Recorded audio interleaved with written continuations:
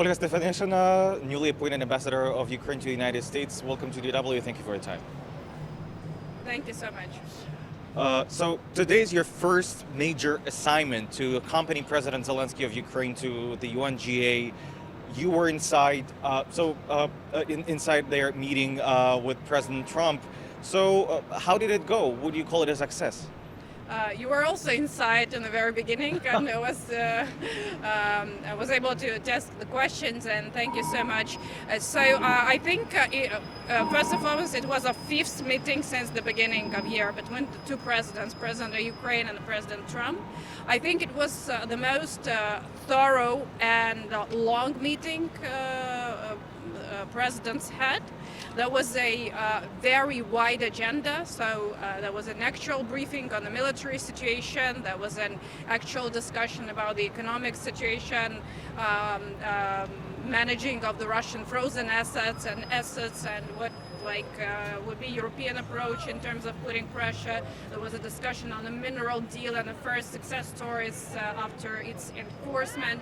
There was a discussion about air defense and many other things. So it was a thorough, long meeting. There was a very significant group on the President Trump side. Secretary Rubio was there.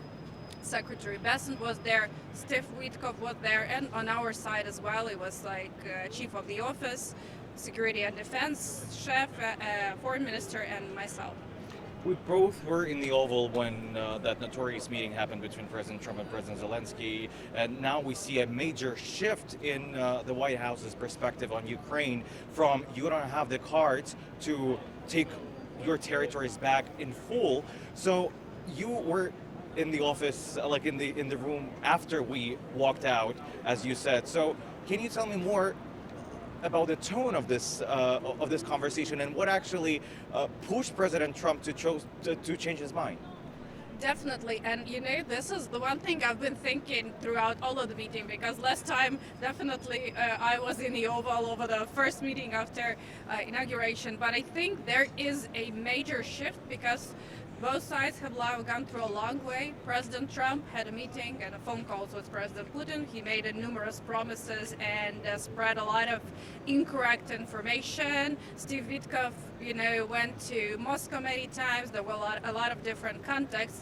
And finally, the meeting today was about trust. I have the sense that President Trump trusts to President Zelenskyy, to his intentions, to what he speaks, to the information he's providing. And it would not be possible if all of this long way would not be happening before this meeting. So I think I can really, say that this was a thorough and long meeting, but there was a lot of trust in the exchanges, there was a lot of confidence in the information, and I think when you have it as a basis, all the other arrangements are really well structured.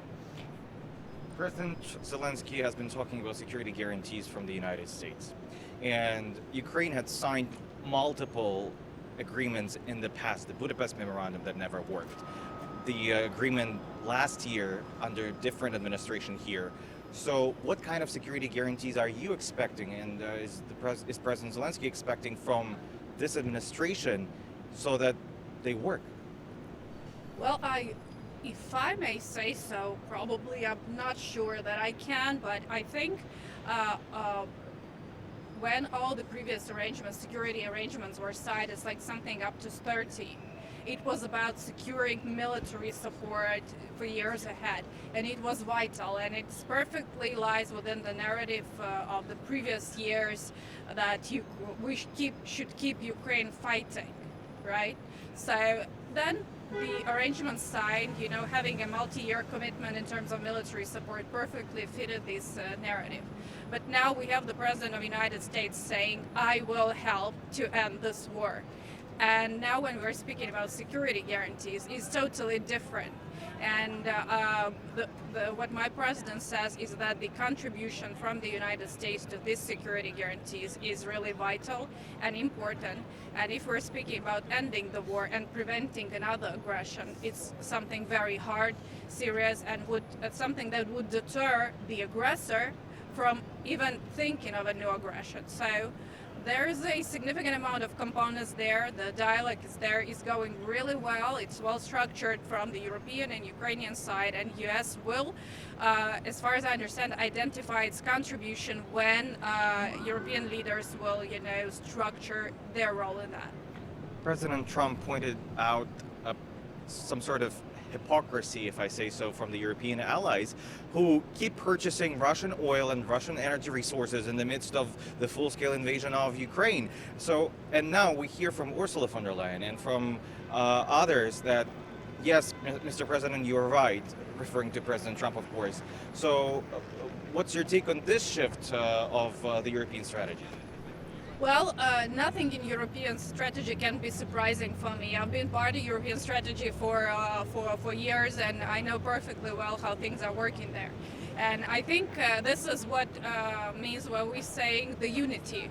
When there's like a major democratic allies are splitted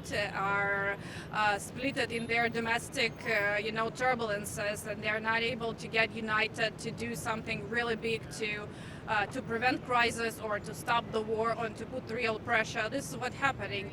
The fragmented actions are taken. But now when US is getting on board, it helps the unity within European Union to take a joint effort. And I think this is what is happening because, in no reality, EU could really draft the 19th package of sanctions overnight, or a week after going to DC. This has always been on the table. It's just, the moment has come to make it work. And today we saw the First Lady of Ukraine meet the First Lady of the United States. Olha Zelenskyy met with Melania Trump. So how does the soft power work here, and does it bring any results? Well, I think there was a meeting, and it is good.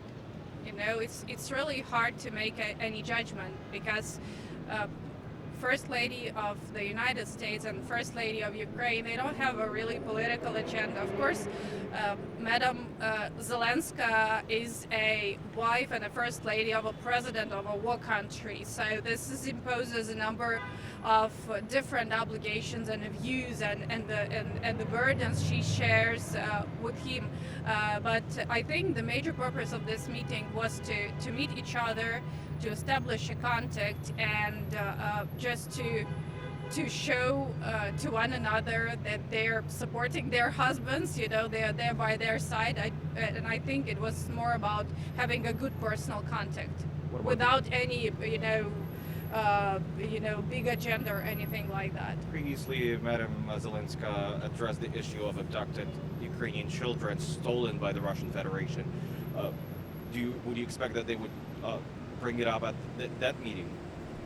I think, first there was a coalition of abducted children, Ukraine-Canadian coalition with many leaders presented, with First Lady and President Zelenskyy there, with Andriy Yermak putting this all together as a coalition, which evolved in a very strong resolution. General Kellogg was present there, so the American presence wasn't sure there. But I think something that resonates both to the First Lady of the United States, but also to the First Lady of Ukraine, is the future of the young generations, the future of new generations. Each of them addresses things in its own ways. U.S. has its own challenges. We have challenges of war, and I'm sure they could really find a common ground on this basis. The last one, you are basically making your first steps as the main person representing Ukraine here in the United States.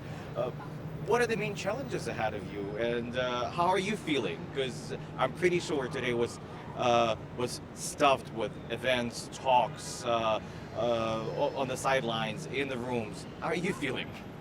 Well, for me, it's perfectly fine because this is the rhythm which is perfectly normal to me.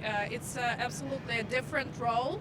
And I think that the major religion I have faith in since the beginning of war started, if there is anything I can do for my country and for my children, for my family to sleep well, to continue living in a country they love the most, I will do it. So I'm at the service, I'm at the mission. I have a privilege and honor to represent the Ukrainian people, but also the president of Ukraine, who has appointed me to this position and entrusted me the most complicated topics of the agenda. So whatever I can do on this position, I will do, and whatever help I can provide to Ukrainian authorities, be it the foreign ministry, be it the government of Ukraine, be it the office of the president, and the support of the efforts the chief of president's office is taking in terms of mobilizing the discussion around security guarantees and ending the war, I will do it. So my service is unconditional to the country.